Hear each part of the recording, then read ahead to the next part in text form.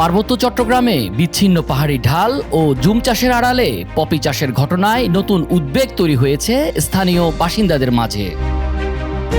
চলতি মাসের গত 22 ও 23 ফেব্রুয়ারি বান্দরবানের দুর্গম পার্বত্য এলাকা ডিম পাহাড় ও সাঙ্গু নদীর মধ্যবর্তী অঞ্চলে অভিযান চালায় নিরাপত্তা বাহিনী।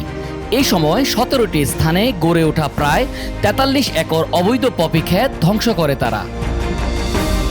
অতীতেও রাঙামাটি, খাগড়াছড়ি এবং বান্দরবন পাহাড়ে মাদক ব্যবসার বিস্তার এবং নিষিদ্ধ পপি ক্ষেতের চাষ বৃদ্ধি করার পেছনে আঞ্চলিক সশস্ত্র গোষ্ঠীগুলোর নেতাদের জড়িত থাকার তথ্য একাধিক অনুসন্ধানে উঠে এসেছে।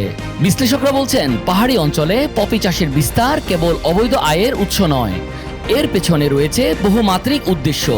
তারা বলছেন, একদিকে তরুণদের মধ্যে মাদকের আসক্তি বাড়িয়ে সামাজিক কাঠামো দুর্বল করা, অন্যদিকে অবৈধ ফসল থেকে অর্জিত অর্থ অস্ত্র সংগ্রহ ও চোরাচালান কার্যক্রমে বিনিয়োগ করাই তাদের এখন অন্যতম লক্ষ্য। পাশাপাশি পাহাড়ের চলমান অবকাঠামো নির্মাণ ও পর্যটন উন্নয়ন কার্যক্রমে অস্থিরতা সৃষ্টি করাও এই ধরনের কর্মকাণ্ডের একটি উদ্দেশ্য বলে মনে করছেন সংশ্লিষ্টরা। তথ্য অনুযায়ী পপি থেকে তৈরি হয় আফিম, হেরোইন, মেথাফেটামিন বা ইয়াবা ও আইসের মতো ভয়ঙ্কর মাদক।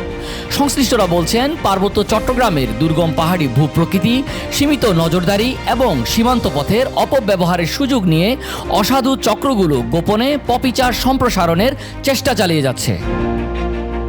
অনুসন্ধানে উঠে এসেছে, গাঁজা ও পপি চাষ সম্প্রসারণের জন্য পার্বত্য চট্টগ্রামের আর্থিক অসচ্ছল জনগোষ্ঠীকে লক্ষ্যবস্তু করা হচ্ছে। অভিযোগ রয়েছে, ইউপিডিএফ, জেএসএস এবং কেএনএফ এর মতো আঞ্চলিক সংগঠনগুলোর নেতাকর্মীরা স্বল্প সময়ে অধিক মুনাফার লোভ দেখিয়ে স্থানীয়দের এই অবৈধ চাষে যুক্ত করছে। এছাড়া দরিদ্র কৃষকদের আগাম অর্থ সহায়তা বা বীজ সরবরাহের মাধ্যমে প্রভাবিত করারও অভিযোগ উঠেছে, যা পরিস্থিতিকে আরও জটিল করে তুলছে বলে মনে করছেন স্থানীয় বাসিন্দারা। সরজমিনে দেখা যায়, দুর্গম ভূপ্রকৃতি ও বিস্তীর্ণ পাহাড়ি ঢালে বিচ্ছিন্নভাবে চাষাবাদ হওয়ায় 3 পার্বত্য জেলায় এইসব অবৈধ ক্ষেত শনাক্ত করা নিরাপত্তা বাহিনীর জন্য বেশ কঠিন হয়ে দাঁড়িয়েছে। সংশ্লিষ্টরা বলছেন, পার্বত্য চট্টগ্রামের বিস্তীর্ণ সীমান্তবর্তী অবস্থান, যা মিয়ানমার ও ভারতের সন্নিকটে, পরিস্থিতিকে আরও জটিল করছে। এই ভৌগোলিক সুবিধা কাজে লাগিয়ে সীমান্ত ঘেঁষা এলাকায় আঞ্চলিক মাদক পথ গড়ে তুলতে দুই দেশের চক্রগুলো তৎপর হয়ে উঠেছে।